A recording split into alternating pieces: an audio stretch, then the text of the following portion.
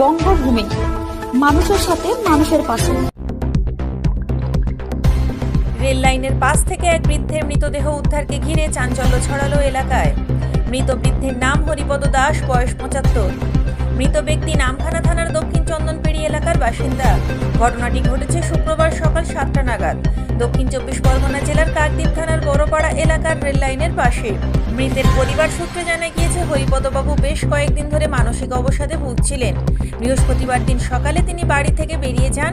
তারপর থেকে তার আর কোনো খোঁজ পাওয়া যায়নি। শুক্রবার দিন সকালে কাকদ্বীপ থানার বড়পাড়া এলাকার রেল লাইনের পাশে হরিপদবাবুর দেহ পড়ে থাকতে দেখেন স্থানীয়রা। তৎক্ষণাৎ তারা খবর দেন রেল পুলিশকে। ঘটনার খবর পেয়ে ঘটনাস্থলে এসে পৌঁছয় রেল পুলিশ। তৎক্ষণাৎ তারা হরিপদবাবুর দেহ উদ্ধার করে হাসপাতালে পাঠালে চিকিৎসকরা মৃত বলে ঘোষণা করেন।